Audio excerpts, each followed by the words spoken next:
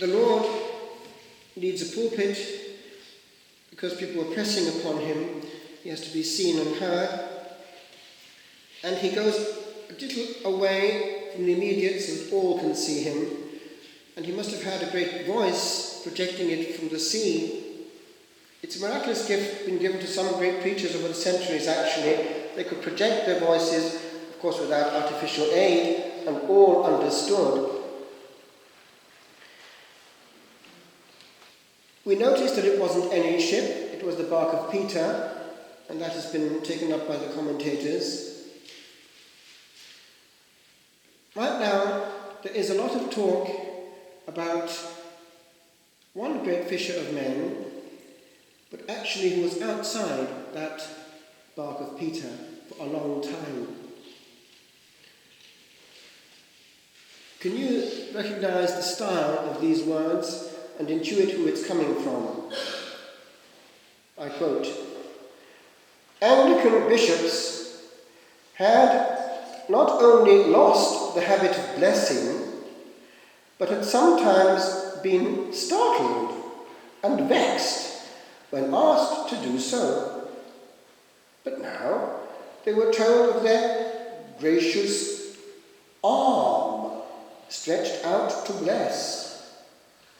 Moreover, what they had never dreamed when they were gazetted or did homage, they were taught that each of them was an apostle true, a crowned and robed seer. The parish church had been shut up, except for vestry meetings and occasional services, all days of the year but Sundays, and one or two other sacred days. But churchgoers were now assured that martyrs and saints dawned on their way, that the absolution in the common prayer book was the golden key each morn and eve, and informed, moreover, at a time too when the real presence was all but utterly forgotten or denied of the dear feast of Jesus, dying upon that altar, even lying, while angels prostrate fall. They learned, besides, that what their pastors had spoken of, and church wardens had used at vestry meetings as a mere table, was the dread altar, and that holy lamps were blazing, perfumed embers quivering bright, while stoled priests minister at them, while the floor was by knees of sinners worn. Any guesses? The great John Henry Newman, commenting on what was the state of the Anglican Church before the Oxford movement. And do you know that he, as an Anglican pastor, did not celebrate every Sunday? So they were moved by what they found in the Church Fathers, which they were translating, and they began to intuit that they had to get round the problem of not being exactly the same as the rest of Christendom. They tried, therefore, to Catholicize the Anglican institution, and the famous tract movement. They were writing tracts, and they got to tract 90 when they were interpreting the 39 Articles of Faith of the Anglican Church in a very Catholic mode. And the reaction, as you know, was, "Thus far and no further!" The Anglican Church raised its voice, and this was becoming Roman. And of course, the last straw was actually quite unexpected. It was this. Parliament ordered that there should be a bishop in Jerusalem for Anglicans and, wait for it, all Protestants. Ouch. For someone aware of church history, That was one notch too far. And you know the rest, it's history. He had to abandon all his moorings. My best friend was in the same situation, son of the Vicar of Cardiff and a grandson of another Anglican clergyman, a great caste of Anglican clergy, and my friend, 6 years of Oxford, was sky high, a high churchman, far more Catholic than most Catholic priests. And yet, my friend Paul, when you will be going on those altar rails with your Holy Communion, you might as well say, a bit of crust, a bit of crust, a bit of crust. Ah! He didn't like it one little bit. And yet, it's not easy to leave one's moorings, especially if you can actually marry. And he's still there. Aware secretly that perhaps he hasn't got the fullness. Compare that with this. One amongst many, many saints who were aware of the centre of the universe. His name was Pascal Bailon.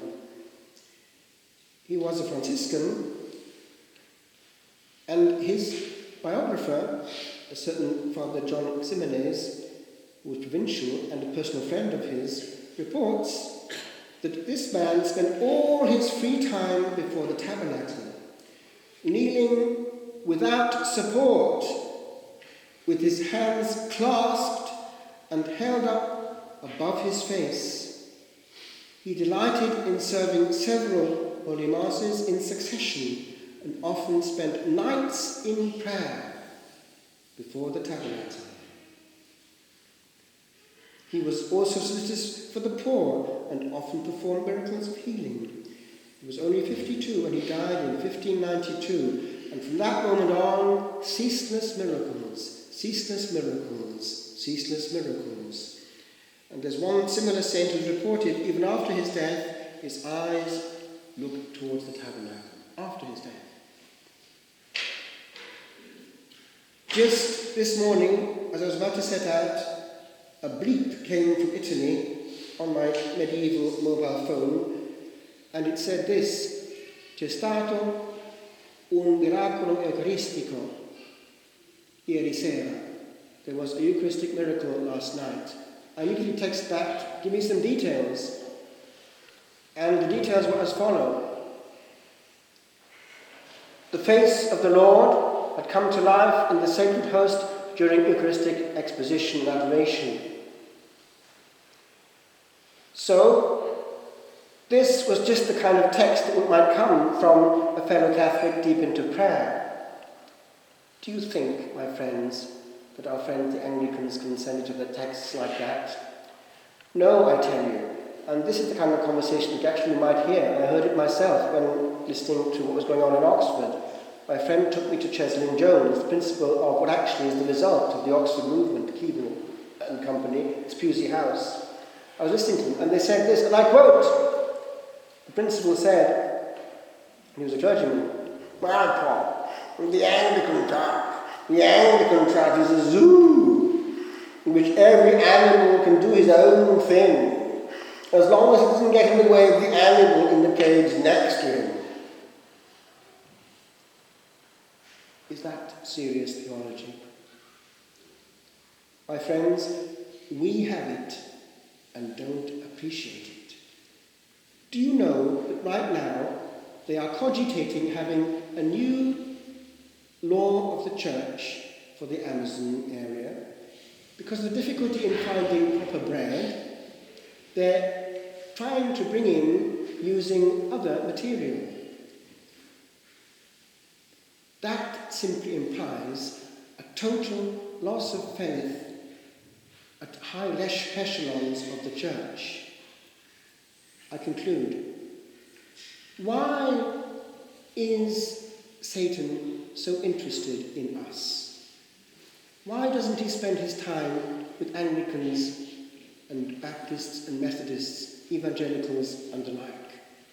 I'll tell you quite simply. He hates us with a perfect hate. He hates the Blessed Sacrament with a sublime hate. He hates the priesthood, which makes it with even more hate. So he'll do anything at all to destroy it. For centuries he's tried through things from without, including torture and rack. He's tried through Freemasonry getting into government in France, pushing out all the religious. He's tried and tried, but now he knows the only way is from within. And this business is going on. And we're now, thank God, seeing what's been going on a long time. Satan has his inroads and his minions. He had to do from within what he couldn't manage from without.